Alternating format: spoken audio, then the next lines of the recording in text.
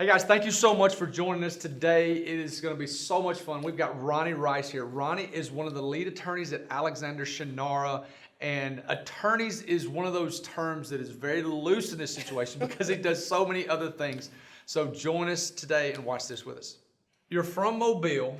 Give me an idea. Give me a little bit of background about you growing up, what life was like, where you're from, all those different types of things. Oh man. Well, first of all, thanks for having me on the show, man. I pay respect to you and everything that you do for just the general community.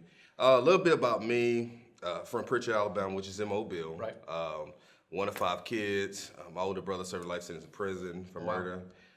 My younger sister's West Point graduate. Awesome. She's actually serving overseas now. My other brother's serving overseas as well, and my other brother's in Oklahoma City Navy. So 3 of the 5 kids are military. Yeah. Wow.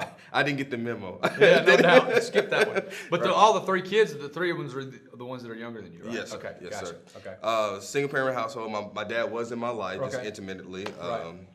Rough childhood, all the drugs, shooting. Yeah. Most of my friends, I'll say 80% of my friends I grew up with are either dead, jail, strung out on drugs. Wow. It's very, very hard to see when you go back home. Absolutely. So that's kind of a little bit about me. So Pritchard. Yes, sir. So when I think of Pritchard, I think of Viger. Yeah. Because I'm a Birmingham guy, and Viger's always great at football. Oh, yeah. Because you always remember saying that. So did you go to Viger? No, man. Okay. I wanted to so bad, man. I had posters of wolves. That's their mascot, right? Yes. And you grew up seeing it. Right. And then my mom, after obviously seeing with my brother, because my older brother graduated from Viger, and she was like, "No, we're gonna make sure you take a different path." Make sure we're not going down that road. So I went to my junior high school was KJ Clark at the time. It's changed now. It's something else. I forgot what it's called. And it was a mixed diversity crowd. Right. And the floor it was predominantly black, but it was a magnet program. So that's the school I went to, John L. LaFleur High School, Rattlers. So you went to LaFleur to the magnet program at LaFleur. Okay. Yes, sir. So what from there? Sport. So sports. What you? Man, so I thought I was gonna be a football player, man. Okay. So I thought I was gonna had this good physique like you, and I had this athletic ability, right? Man, I played my freshman year with Coach Wilson, and man, I saw the defensive line, Gino. Man, he made this great hit, and man, he came back. Man, his middle finger was turned the opposite way. I was like, Coach, I think I'm gonna go run track. I think I'm gonna go run. Yeah. So I did track and I did cross country in high school. So from high school, where did it? So you didn't go to the military. So what was the next step? Man, my parents would co-sign my military. So what I did is I got accepted to Morehouse College. I actually did a summer program before that. It was what is called Upward Bound program.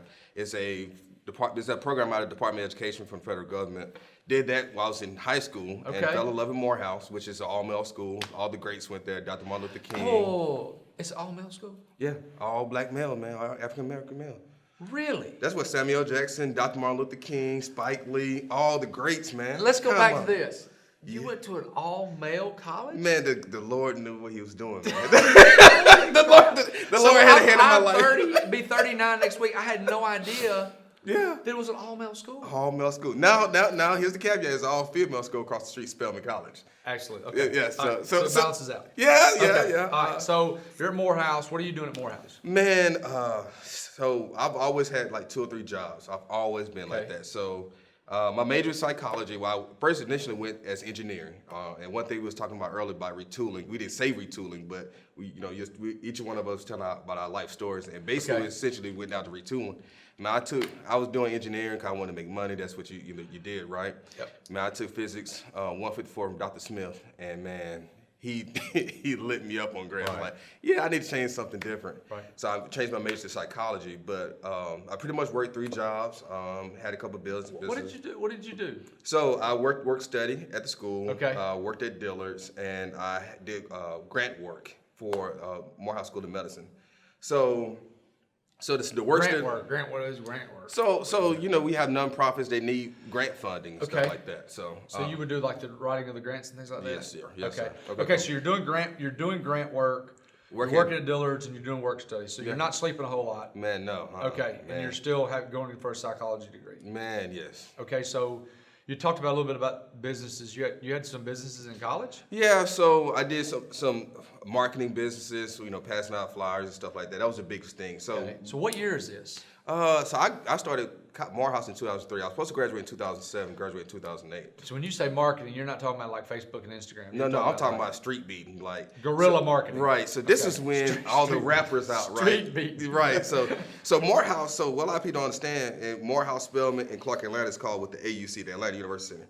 So if any artist wanted to become big, they would literally come out to the University Center and perform there. Okay. And pass out their flyers. So all the T.I.s, the Young Jeezys, all the, and for folks who might not know, these are like popular rap artists. Well, they're huge now. Yeah. I mean, Right. back in 2003, they were dudes. Yeah, right. But now they're, I mean, multimillionaires that own multiple businesses. Right. Yeah. Okay. I mean, you see these guys just walking on campus, man. Just Right. and you're like, hey, what's going on? Neo, R&B artists, just different guys. Right. I mean, so Puff Daddy. I mean, all these guys was just walking on campus. So you're in college.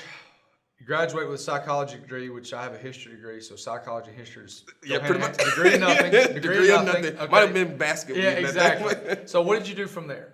So what I did, I majored in psychology. Actually, my mentor, my godfather, actually, Dr. Adolph Brown III, he's a psychologist, and I was following his path and thought I would want to do psychology, and started doing some coaching sessions and realized I did not like psychology. Gotcha. So I majored in, got my master's in organizational leadership. So Okay. I still like the aspect of helping people, but I like from a global perspective, so from an organizational Okay. standpoint. So I went to Regent University in Virginia Beach, got my master's. So did you move to Virginia Beach? Yes, sir. Okay, so you're Mobile, Atlanta, now you're in Virginia Beach. Virginia Regent Beach. University, okay. Yes, and then I got my PhD at Regent University in human resource development. PhDs are hard. Like, I've got a master's. Master's is easier than an undergrad. Right. It's just because you want to be there, or at least you think you want to be there.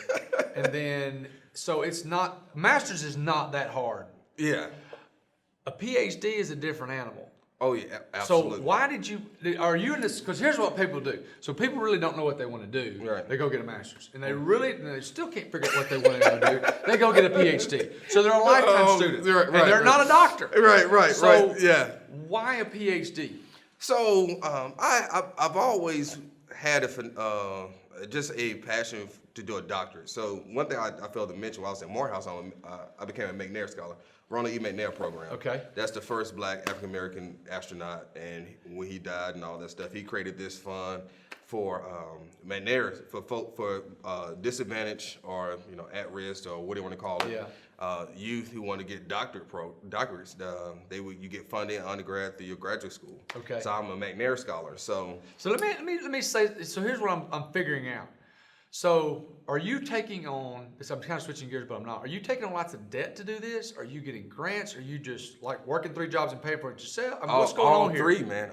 I'm still paying out student loans, and everybody in this room, let's touch and agree that I'll pay them off soon. Amen. We agree. Yes. I got grants, got scholarships, and work. And you're working. Yeah. Okay. So you're, any means possible, you're getting it done. Oh yeah. So you're getting your PhD. So what then? So what I did then is I met a young lady at the time and decided to move back to Alabama. Okay. So I started did some research at University of South Alabama on, forgive me if I bore you with this, the continuity of health in the aftermath of a disaster. Continuity of health in the aftermath of the disaster. Yes. So it was a study done after Katrina. So what happened? Okay. So long story short, what happened is when Katrina hit, a lot of people who needed medical care couldn't get it because they either didn't have their medical records, they didn't.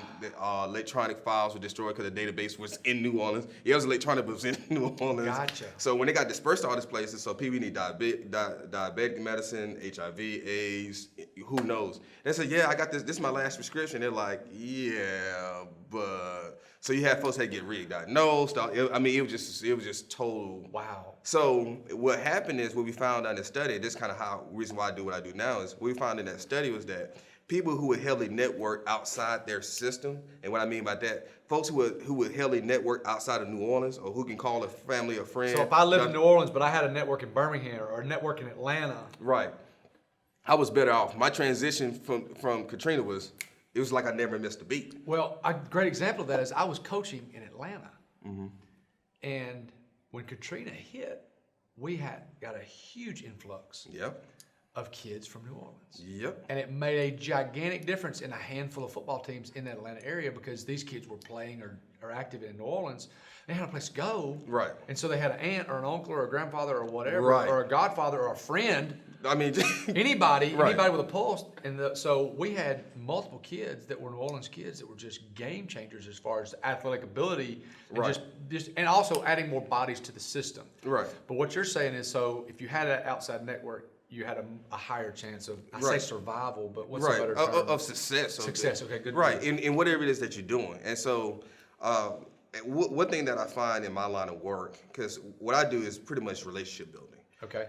And so I pretty much make my living on not operating outside the box. I mean, Right. definitely doing everything in my wheelhouse, For sure. servicing clients and stuff like that. Yeah. But I mean, you might find me at a rugby game. You might find me at the White House. You might find me in another country somewhere. Right. But I've realized that a lot of my success has been due to just reaching out to folks or just putting myself in rooms, just presence, right? They say success is mostly just being present. Absolutely. And just establish a genuine relationship. Not wanting anything, just like, hey, just want to see what you got going on. How you Right. doing? What do you do? How can I help? And I mean, I've grown leaps and bounds. In that job though, Ronnie, you cannot be, I hate this term, but you can't be a fangirl. You Oh, can't be obsessed with so and so Oh. or enamored by someone's either Right. money or fame or whatever. Well, I was enamored by you. I mean, oh my God. My God, have you guys seen this guy in person?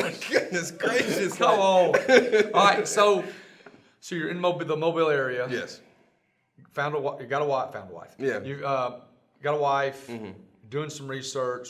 Now go from there.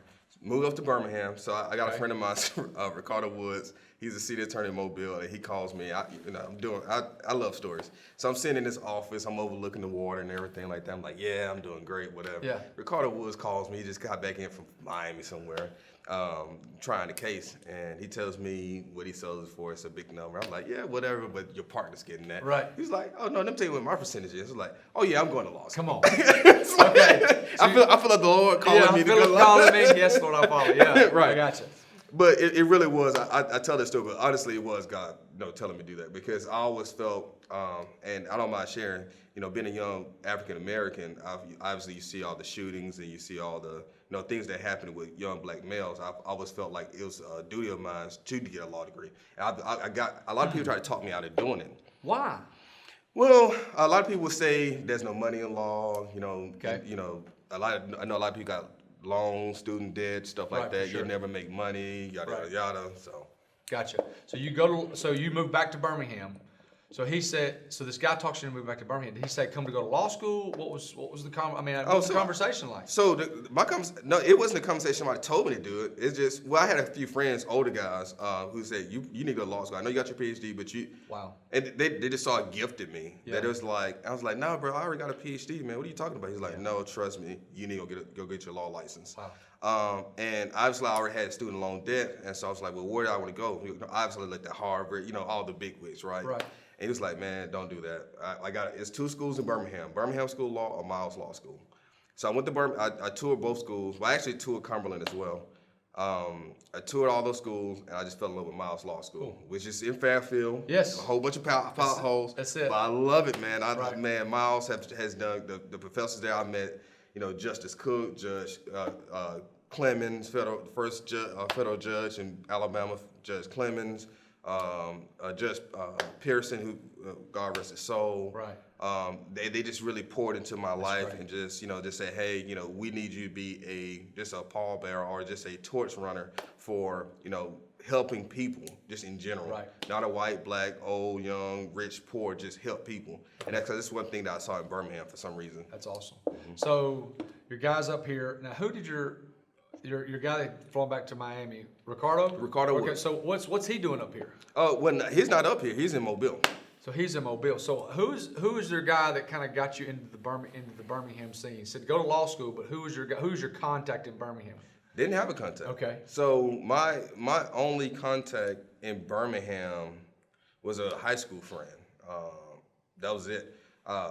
The guys who encouraged me to come to law school was Steve Moore. Okay. He has his own practice. Carlos Finley, he has his own practice down in Mobile. Okay. Carlos actually finished from Miles Law School. And Steve Moore, he graduated from Alabama. All of them probably been practicing got to be 15, 20 years more than me, obviously. And they were like, they're the ones that encouraged me to go to law school. So you're in law school in Birmingham. What are you doing? So what are you doing during law school? Man, so I was still married at the time. Was trying to apply for jobs, trying to find, something to fill my niche, right? So, which is weird and kind of difficult at the same time. Right. So I got all this education, got all this experience. Yeah. Because I did international consulting with different Fortune 100 companies, hospitals, things of that sort, and trying to, find a job that's going to like teach me the law as well as, make enough money to feed my family. Right. And I can tell you, and my ex-wife would tell you, man, I had trouble trying to find a job, man. And I finally... So let me make sure I understand this correctly.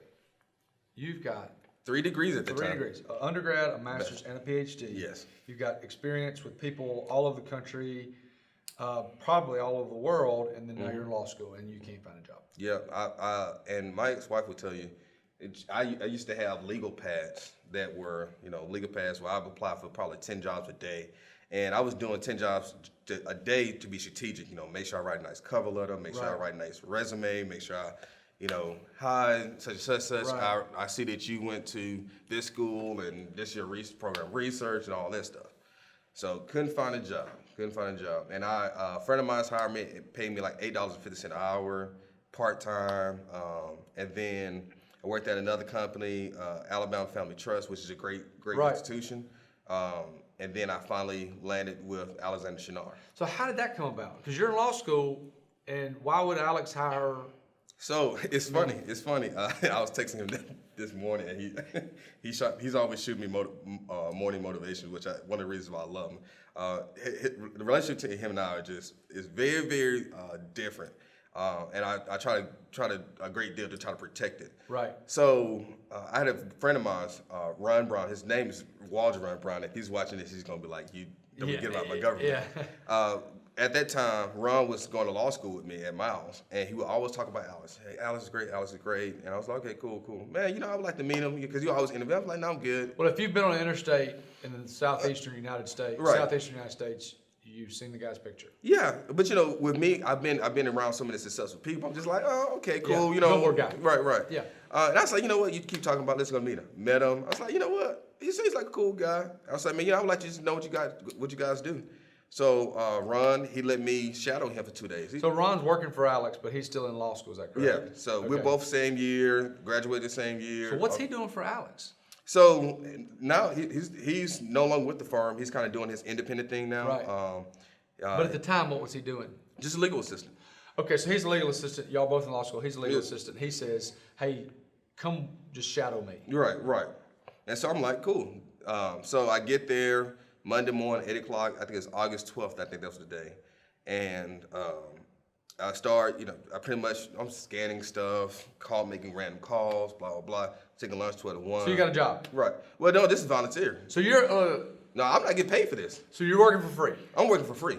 Okay. I'm working for $0. No money, and I got a wife. Right, and a daughter. Who likes stuff, and I got a kid. Right. Okay. House note, cars, 2 cars at that. All right, so you're working at the Alexander Shinnar Law Firm for free while you're in law school. Yes. Okay. But it's like, hey, I saw my long-term vision was, I'm gain all the resources and just the knowledge and experience to go open up my own. So your kind of end game goal is go have your own law firm. Yeah. Okay. That was my end goal. And so first day, still working. First day, at the end of the first day, Alice is like, sitting in the lobby. Hey, what's your name again? I was like, it's Ronnie, blah, blah, blah. He's like, what are you doing? I said, I told you I'm gonna be working with Ron. He's like, okay, cool, all right, we'll see you later.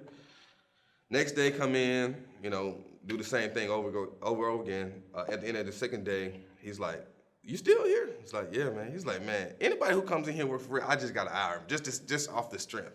So he just hires me, man, and I become a legal assistant to Ross Massey. He's in Georgia now. He helps run our Georgia office now. Ross is amazing. I mean, humble, down to earth. He walks around the office sometimes. I mean, on the weekends and at night with no shoes on. I mean, he's cool. Yeah. Like he's like the flower Woodstock guy, right? But smart, like super smart. And me and him, we got a relationship to this day. That's how it all started. So you started working as a legal assistant there as you're in law school. So when you graduated from law school, what kind of did you just So your legal assistant, what are you doing? Like, do you Man. moving up the ladder? I mean, what's going on there? So at the firm is very horizontal. I mean flat. And what I mean by that, flat organization, you got legal assistant, paralegals, attorneys, and it's Alex. That's the beauty of it. So there's no hierarchy. You know, you're either a legal assistant or attorney. It's just one or two things. Right. And so it's more of my role with the firm just grew as my relationship with Alex grew. Okay. And so my relationship with Alex was just more so, I see how stressed out he was and all the stuff that he was trying to do, that he needed to do. And I was just like, man, what you need help with? I mean, even if it was getting a sandwich or a Coke or, flying somewhere, driving somewhere, taking care of a situation at the firm or something like that. Yeah. Obviously, because of all my experience and expertise, I mean, it just kind of is just second nature to me. So honestly, what you're doing is you're serving him, making sure that you make his life easier so that the whole company can grow. I mean, that's the most simplest way. I know I'm being redundant when I say most simplest, but the simplest way of putting it. Okay, so you get your law degree, now what? Get my law degree, I take the bar, failed it the first time, by the way. Which is pretty common, I hear. Man, I didn't want to be common for me. But what I'm saying, over the broad spectrum of like people taking the bar, people failing the bar the first time is not crazy. So we just got the results back for the February bar. By the way, you gotta wait 2 months for the bar results. Yeah. So tell me, you think your life is like in a whirlwind? You don't know to start or just stay where you at. So I did barbering, which is a bar prep course, $3,000. Which obviously I didn't have the money, but I had to put the money in there. Right. Did 95% of the course, failed it. I mean, just oh my God, just ripped my heart out. I'm crying. Don't know what to do. Going through a whole bunch of personal stuff at the time, and then that's when this is one of many times that God, I just see the love of God comes in. Alex calls me, Alex's dad calls me, Uncle Freddie is like, son, don't worry about it, you'll get it, you'll get it. I'm like, man, I want to hear all this. I want to know how I can get better. And so I had to deal with this I got this PhD and failed the bar, right? Because it's an oxymoron. It's like it's contrary. And I feel like God did that for a reason. And I read this quote early this week that says, God will take you through something just to see who your true friends are. Wow, that's good. Yeah, because it's always good to ride with somebody when everything's good, right? Yeah. They got a nice Benz or BMW. You get you going on fancy trips. Everybody likes you. Everybody wants to email. Everybody wants pictures with you. But who's with you when you don't have all that stuff? Right.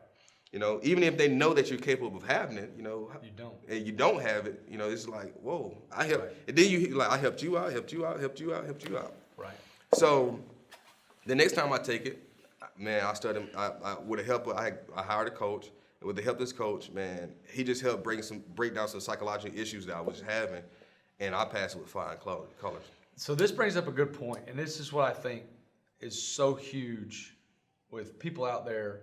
No matter if they own their own business or they're working with somebody, or they're from an insurance agent to a lawyer to a doctor to a teacher, whatever. I've done it before in my business. You hired somebody that knew more about it than you did, and you got them to help you to make you better. Oh, absolutely. It's paramount, in my opinion, to make sure that we are the best we can be at what we're doing, whether it's being a pastor or whatever. And so I love the fact that you spent the money, hired somebody, and he made you better, and so in turn you passed this ball. Yeah, and see, that's the whole key to it all is, I can't be knowledgeable about everything. I just can't. I got all these degrees. I can speak quantum physics to you if you want me to. Right. I can do quote all kind of stuff to you, but I've learned that I can't be a specialist in everything. Right. Like one thing I didn't tell you, when I was doing my PhD program, I had a dissertation chair that I was working on for years on the program research, and he ended up moving to another school. Wow. And so I had to get another dissertation chair, and my new dissertation chair read my proposal and told me I can't work with you. For me to work with you, you got to delete and start over. Oh my stars! And dissertations are what? How long do they take? A year? Man, it takes you however long it takes you. Right. You got to finish your PhD program in 7 years, and that's nationwide. Otherwise, you have to start over with coursework and everything. Right. So you got to tell me, I had this beautiful MacBook Pro that you got, and I got all the new technology. And I just started crying at my desk. Wow. I'm just crying. I'm just like, hey, because I've been to Oxford University in London. I've been to Bermuda. I've been to Canada. I've been in all these places doing research and doing all these talks and things of that sort. And to hear that your program research you can't focus on that because you have different dissertation share. And it wasn't that he was being mean or a jerk about it. It was just saying that, hey, I don't know enough about this to judge it, right? To grade it. But makes sense. But once I got over myself, and T.D. Jakes talks about hitting this breaking point. Your success determines how you respond to a breaking point. Right. And breaking points are all the key factors: marriage, having kids, death, divorce, business going under, starting a new business. The reason why a lot of people like you are successful is because what did you do when one door closed on you? And that was a pivotal door. Oh, yeah. Like it's not like just I just didn't get that client. I'm talking about this is like your main funding source closes, slams the door in your face. And you say, well, what do I do now? Right. And so that's one of the times that God, I feel like God just kind of showed himself. So you passed the bar after you got the help. Mm-hmm. You're a lawyer now working for Alexander Shannara. So what role is he? I mean, are you trying cases or what's going on? What's your role there? So my role is business development, government affairs, special projects. So you're not judge so and so and so. You're not in the courtroom trying for. No. Okay. No. So now if I have to go to a courtroom, I mean I can do it. I did trial team and stuff like that. But my gift is and it's proven itself time and time again. It's relationships. Right. So we've talked about a lot doing these interviews and talking. There's so much power in the people that you know, and the whole line of it's not what you know, it's who you know is unbelievably true. But it's also, we talked about it earlier. If you help enough people get what they want, you're going to have more than enough for yourself. Right. Tell me about like you talked about business development, relationship. Give me a snippet of what that looks like. You don't have to name drop or anything like that, but just give me a snippet of what that looks like on a day-to-day, week-to-week basis for you. That's funny. Yeah. Man, if sometimes I do a Facebook Live just to show people what I do. Man, one week I was meeting with the president of Miles College. Okay. Dr. George French, good guy, love him to death. He's doing a capital campaign that he needs help with. So obviously I know a lot of people that can help him with that. Norm Davis, who's a huge art collector, he has over $1 million worth of art. Him and his wife, Cornetta Davis, are big influencers. So I was in the room with Norm, and we were talking about how to build a campaign to help them, but also us as a law firm representing them on that kind of stuff. So another one is, working with different municipalities on just being general counsel, counsel of record, or working with different businesses as counsel on record. So as you can imagine, these types of work is not something that you go in and say, hey, here's my business card, hire me. It's about obviously having what you know. You have to be knowledgeable. You have to have the education experience, right? Yeah. But at the same time, you got to be like, hey, such told me to call you.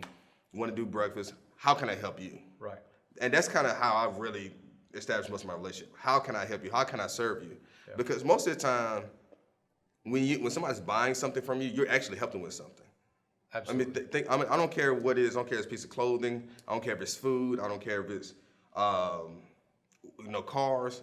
People need transportation. People need certain type of food to eat. Certain people need certain type of clothes to wear. They either make them feel some kind of way when they wear a certain piece of clothing, or it fits them better, or whatever.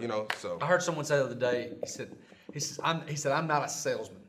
He says I help people buy. Right. And if you truly have a servant's heart, and you want to, like you said, help people get what they want, I will never charge someone or overcharge someone and try to get them something that they don't need. Right. It's like lady asked the other day, she asked about wanting this and wanting this, wanting this. I'm like, hey, do we really need to do this? Right. Obviously, it brought her price down a bunch, and I could have benefited from that, but I don't want to put someone in a position that either they can't afford or something that they don't need because it's not worth it. Yeah, and here's the thing, it backfires on you, right? Absolutely. So it's been plenty of times, I had one time I had 5 gym memberships, and of course they just doing it on my draft.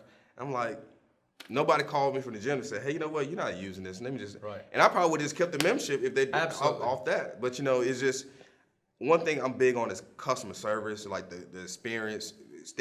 have my lines of communication open, which I'm trying to do a better job of it. I mean, I'm sleeping like 4 hours a day now at this point.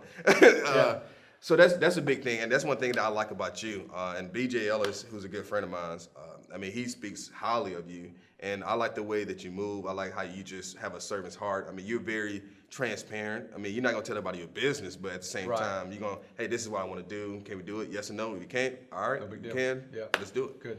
All right, so 5 questions. I always ask these 5 questions. I want to make sure. I didn't know, so make sure that everybody knows I did not tell you these 5 questions. So Lord forgive me for these responses now. I'm telling you, somebody hit me with questions now. So you don't have these questions. So these are simple questions, and the biggest thing we want to hear is transparency, number 1, and also just honesty. I want to get as little calculated answers as possible. And these are not hard questions. These are questions about your life. Okay, so one of the things I'm big into is morning routine. What does your morning routine look like? Oh, man, that's interesting. My morning routine ebbs and flows. Okay. I'm a very emotional person. I'm big on energy. So I'm going to tell you, I'll be transparent with you. 2018, 2019 has been a trying year for me on so many different levels. Just new, law, personal, business. It's just been trying. But my typical morning routine is I get up around I used to go to sleep by 8 or 9, just naturally, and wake up at 2 o'clock or 3 o'clock. So you go to sleep at 8 or 9 o'clock at night? Yeah, and I woke up folks have text messages and emails from me at around about 3 o'clock this morning. So you get up. So you get up at 2 or 3. Mm-hmm. I love that. If my wife would let me, I'd go to bed at 8:30, 9 o'clock every night. But she likes TV. Yeah, right. So we watch TV. So see, that's probably the reason why I got divorced. that right there, because oh my God, if my ex-wife sees this, she's gonna be like, this dude is a jerk. So here's the thing though, your only difference is your hours are flipped a little bit. Whether you go to bed at, I'm a 9:30, 10 o'clock guy, but I mean, some mornings it's 3, some mornings it's 4 for me. So you're 8 or 9 to 2 o'clock. So is it a clock? I mean, there's no alarm clock. That's crazy. I don't believe in alarm clocks. I believe in, I think it's Thomas Edison, I think. His wife said that he literally he'd go into his lab or whatever and just work. And then he'd get tired, he'd go to sleep. And he might sleep for 2 or 3 hours and get back up and just do the day. He's just doing him, not on any type of schedule. So when you get up at 2 or 3 in the morning, what's the flow from there? So I like, because everybody else is not up until 6 or 7 o'clock. Right, and I love it because my phone rings constantly. I got 2 phones, and I guarantee Corey has my phone, and he'll probably tell you it's probably going off right now. So it's motivational videos, Bible. I like to encourage people. I like to send encouraging text messages to my friends and thank people for the things they did for me yesterday. Right, good. So I don't care if it's like, you probably get a text from me tomorrow about, hey, seriously, thank you for what you're doing, blah, blah, blah. Because I think that's a lost art. Absolutely. The thank yous is just, people don't have to do anything for you. I don't care if they get paid for doing what they did for you. For sure. They can, the city clerk can, they can stamp your complaint, but it's a way that how fast it get processed and when the judge sees it. Exactly. So morning routine, motivational videos, scripture, probably talk to one of my loved ones, try to talk to my daughter, something like that. So that's great. That's awesome. What does a day of eating look like? So I'm vegan. So anybody wants to know what vegan is, there's no animal products, no dairy, no milk, no cheese, no butter. Okay. Fish is not, is a meat, it's vegan. Yes, I can't eat that, okay? Is. So it's anything that has a face and a soul. Yeah, right, pretty much. Okay. Yeah. So we were eating breakfast this morning, and I had no idea you were vegan. I'm so sorry. So that's no big deal. That's no big deal. I'm so sorry. I think it's awesome. So you're vegan. Why vegan? So that's one of my favorite questions, because you hear a myriad of answers when you ask someone, why are you vegan? So why that? So what happened for me was, once again, I've had so many psychological issues that I've had to just overcome. Not like mental illness or something like that, but just kind of like, God, why did you do this? You know, and why do you make these group of people suffer? And why is it, just. And so I've tried to find a way to just get a point of clarity and clear my mind, clear my spirit. And people, my friends will tell you, like, if I need time to myself, I'm shutting my phones off. And they'll get mad, like, well, you haven't responded to my text. I was like, yeah, I had to get a time to myself.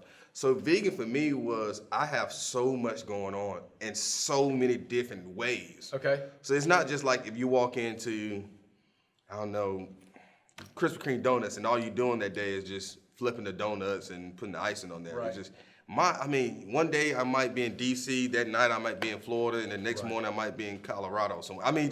And I have to be present. And so that for vegan is a way for to just clean my spirit, clean my body, and just be kind of a better way to be present. I like to be present. Wherever I am, I want to be present. If I'm talking to you, I want to be present. And I think vegan just helped me do it. So you're saying that the food aspect helps you from a mental aspect? Oh yeah, spiritually, mentally, everything. That's good. What is your favorite book of all time? And you can't say the Bible. Don't say the Bible, because everybody's like, oh, the Bible. It's Sunday school answer. Yeah. What's your favorite book of all time? Psalms chapter. Yeah. My favorite book. Oh gosh, you would do that to me. Man, that's a tough one. So if I just had, goodness gracious, all right. Message to Garcia, okay? Message to Garcia, okay? I've never heard of it, so I need to know it's an old book. It's probably 300 years old or something like that. Wow.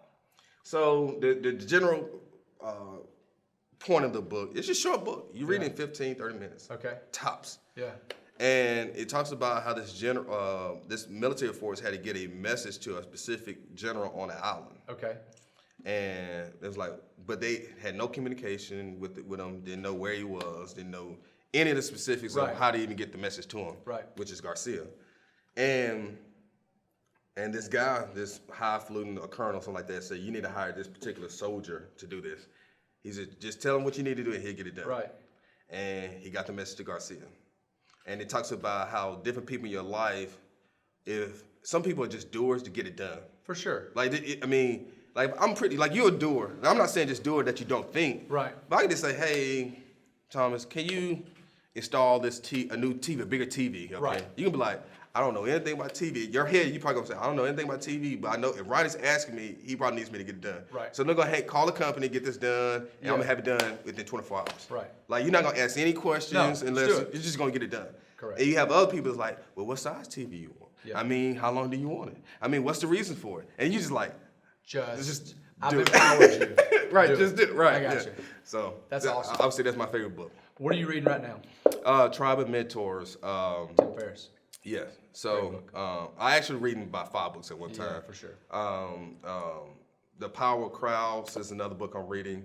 I'm reading some books by Dr. Boyce Watkins. I read multiple books at one time. You come to my apartment, you see a lot of different books. That's good. The reason why I like that is because, have you read the book? Tribe of Mentors? Yeah. Yes. Okay, cool. So you already know that. It just to get a different perspective of different leaders in the world. Here's the thing that I like.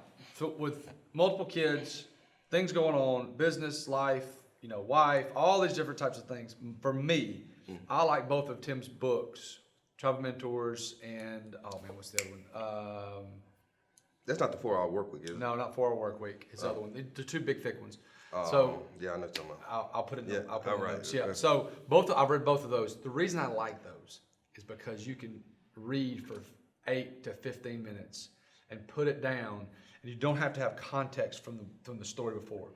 It's about what this guy did and the snippets of this guy's life that is so important that he's done. This is part of the reason he's successful, and you get to pull. And here's the thing: the books are 400 pages long. They're gigantic, but they're easy to digest, easy to read, and it's also, my theory is, if I can read a book and I pull 1 or 2 things from the book that's practical and help me, it's absolutely worth it. And so what Tim's done is he does this in multiple things with people, and I think it's great. So last question.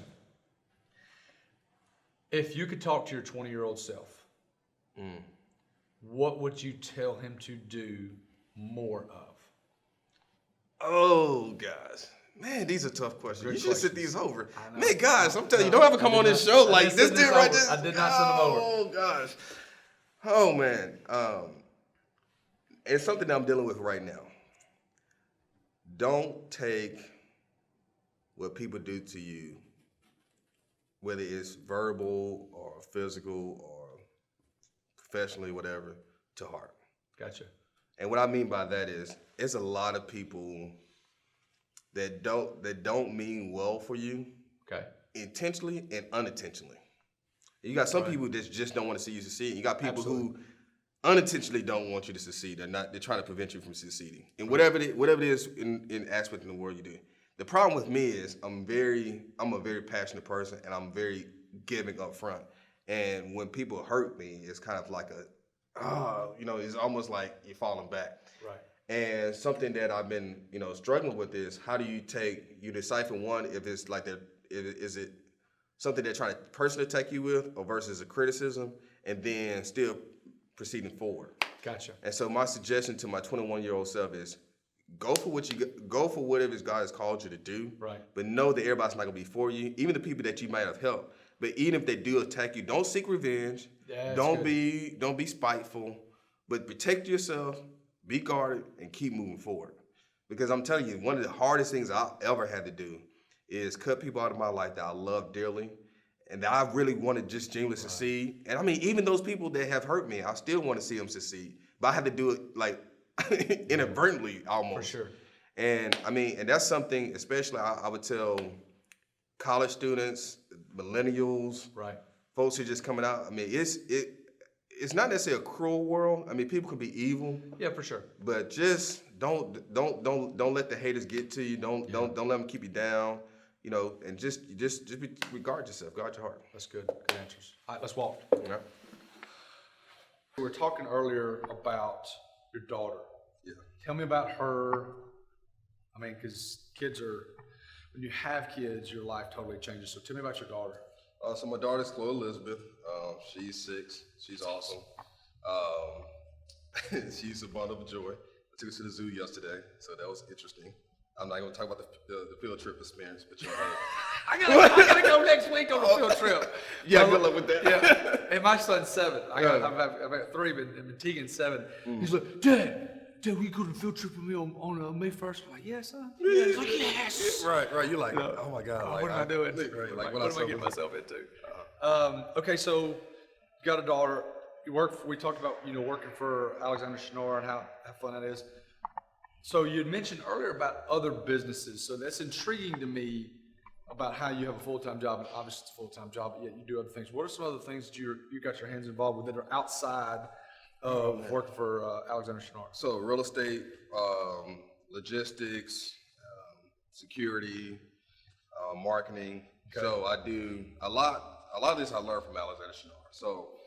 So Alex taught me, and Uncle Freddie actually, his dad taught me, you gotta have multiple streams of income. Absolutely, yeah. And then 2, because of my relationship with so many different people, what I've learned to do is, as I'm telling, I just give them business advice. It's like, you know what, man, can you just be a partner and help me out with this? Yeah. So that's kind of how I kind of got into a lot of the stuff that I've done. Okay. And so, because of my experience with Alex, and also obviously my educational background and my legal expertise, right, it just makes me a perfect fit. All right, so one of the things you talked about with multiple streams of income, which I think is huge anyway. We've got things that we're doing too. But so everybody's seen Alex's picture all over everywhere. Mm-hmm. Call me Alabama. Hey, my 3-year-old. listen, my 3-year-old do it. Call me Alabama, my 3-year-old. That's right. And so it's hilarious. Okay. But anyway, so talk to me about, so I have had multiple bosses, some that I still talk to this day about just not so much professional advice, but just like, hey, what do you think about this? Yeah. Talk to me about your personal, because when you're with someone as many hours a day and then having as much interaction, talking about the business things, talk to me about your personal relationship with Alexander and what that looks like, how deep it is, if it's deep at all. Give me some context there. So the relationship between Alex and I is very strong. And what I mean by that is just more so of a friendship than anything. Right. It's funny. A lot of people come around him and they're doing a whole bunch of talking, either trying to sell him something, trying to tell him something. I'm kind of just going there and just like, hey, what you need? Yeah. And that's kind of just how our relationship has always been. Alex is a very loving, giving. He's actually a member of Church of Highlands. Right. His wife is awesome. He has 3 daughters. He's a family man. He has a true heart. He has a heart for people. I mean, his major was sociology and undergrad. And another degree of nothing. Right. And then basket weaving 202. That's it. And so Alex has taught me so much. I used to be very, very jaded and like judgmental about people. And Alex was like, hey, son, it's okay. It's all right. You're like, but he took my shoes or something. Like he took my car or something, whatever it is. And so I learned so much from him, not in what he says, because he reads a lot as well, but more so in what he does and see how he's interact with people. More of an action, more of like, this is, person says A, B, or C, and they're also doing A, B, and C as well. Absolutely. I try to, tell them, text them, and call them, and just remind them, because a lot of times when you have somebody's on billboards, commercials, and stuff like that, everybody's like, "Hey, can I borrow $1? Can I do this right here?" Right? I mean, you actually get those requests. Right. But Alex, he'll take the time to respond to high schools, students who need soccer money.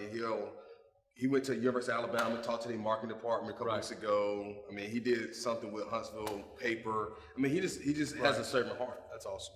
That's awesome. Hey, thank you so much. No, thank you. Appreciate your time. Appreciate it so much. This has been a wonderful, wonderful episode. Ronnie Rice here. So many different things he does. So much wisdom in the things that he has given us today, from where he grew up, how he got there, and the path that he took is absolutely amazing. So make sure you check this out and share it with all your friends. There's somebody out there that will be blessed because of hearing this. So thank you so much, guys.